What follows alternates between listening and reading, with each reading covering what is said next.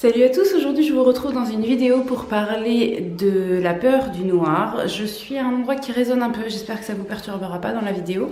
Donc la peur du noir qui apparaît peut-être parfois dès 1 an, parfois dès 2 ans, enfin voilà, à peu près vers cette tranche d'âge-là et qui peut rester soit vers 3, 4, 5 ans, encore un petit peu, soit jusqu'à beaucoup plus tard, mais on va y revenir après. Elle est tout à fait normale, elle est liée à l'éveil de l'enfant, en fait, qui se rend compte voilà, de plus en plus de choses, qu'il y a de plus en plus de choses dans sa tête qui se passent et un petit peu éventuellement d'imaginaire aussi qui commence à arriver. Donc cette peur-là, elle est tout à fait normale. Elle est liée à notre cerveau reptilien, donc un cerveau primitif, archaïque, qui est un cerveau qui gère un peu les choses par réflexe de manière complètement stéréotypée, donc sur lequel on ne peut pas grand-chose. C'est grâce à ça aussi qu'on a survécu pendant autant d'années. Donc c'est vrai que c'est pas quelque chose dont il faut chercher à se débarrasser, c'est un peu compliqué de s'en débarrasser puisque c'est vraiment préprogrammé en nous.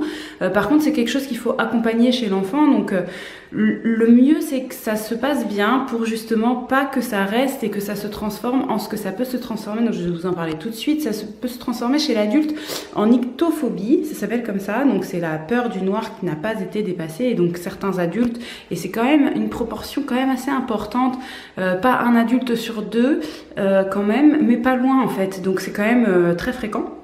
Donc ça peut être une peur qui n'est pas énorme, mais qui fait par exemple que vous n'allez pas vous lever en pleine nuit pour aller aux toilettes parce que vous n'allez pas être super rassuré, ou que vous allez avoir du mal à vous endormir dans des conditions inhabituelles, enfin voilà.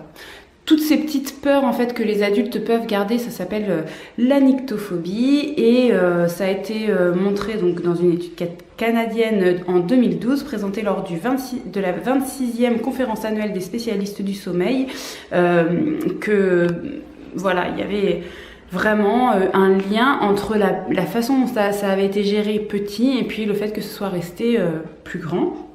Alors les conseils étaient de s'entourer d'objets, donc ça va pas, en tant que parent, ça va pas vous paraître étrange, il fallait s'entourer d'objets qui nous rassurent. Donc pour les enfants c'est des doudous, pour les adultes ça va peut-être être de créer un environnement chaleureux dans sa chambre avec des couleurs propices, des objets propices au sommeil. Et puis ça va être d'avoir aussi des rituels. Donc on parle beaucoup des rituels pour les enfants. Donc un enfant, on a l'habitude plutôt des histoires, le bain, des moments de câlin, des choses comme ça. Je vous ai déjà parlé d'ailleurs de tout ce qu'on pouvait faire pour le soir. Je vous remets un petit i ici si vous manquez d'idées. Et puis pour les adultes, ça va être de boire une tisane, de faire un bon bain chaud, de lire un bon livre. Donc finalement, vous voyez, ça se recoupe un petit peu.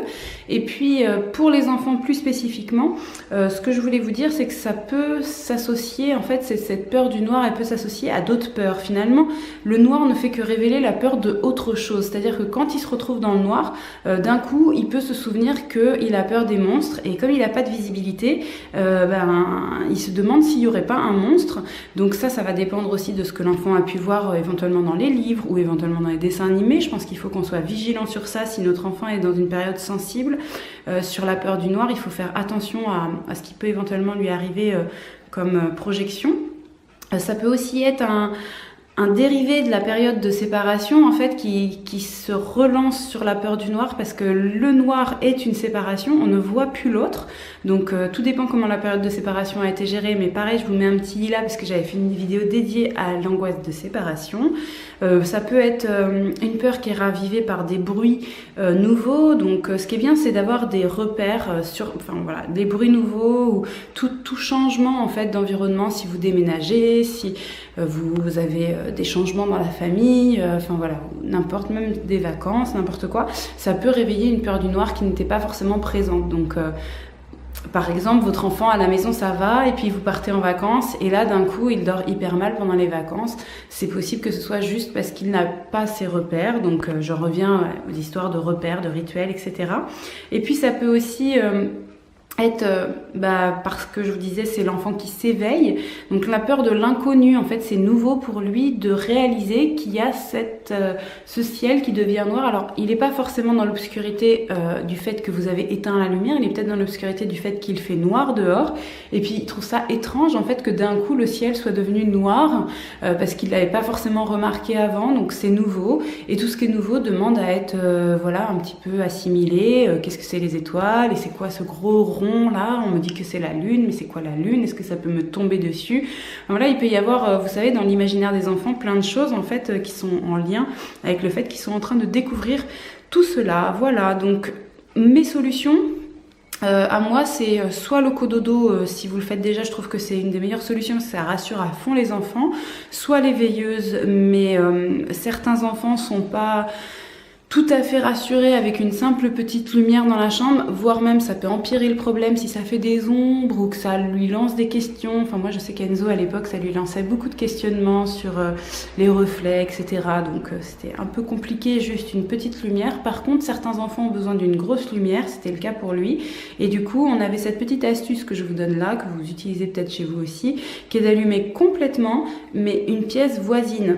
Donc nous par exemple c'était la salle de bain. La salle de bain restait allumée pendant toute la nuit et ceci pendant plusieurs mois, et puis parfois on faisait des tentatives pour éteindre, on voyait bien que s'il se réveillait sans lumière ça n'allait pas, et puis à un moment c'est passé. Donc si vous êtes dans cette période et que vous vous demandez si votre lumière va rester allumée en permanence, eh bien je vous rassure, normalement non, au bout d'un moment en fait l'enfant commence à modifier déjà son sommeil et puis à se rassurer en fait, à commencer à comprendre voilà que finalement il était en sécurité, donc quel que soit le motif de sa peur, bah, il avance, il chemine et puis petit à petit il a moins besoin d'être rassuré. En tout cas si vous avez des questions ou si vous avez d'autres astuces, vous n'hésitez pas, ça se passe juste en dessous en commentaire, et puis quant à moi je vous retrouve très vite dans une prochaine vidéo.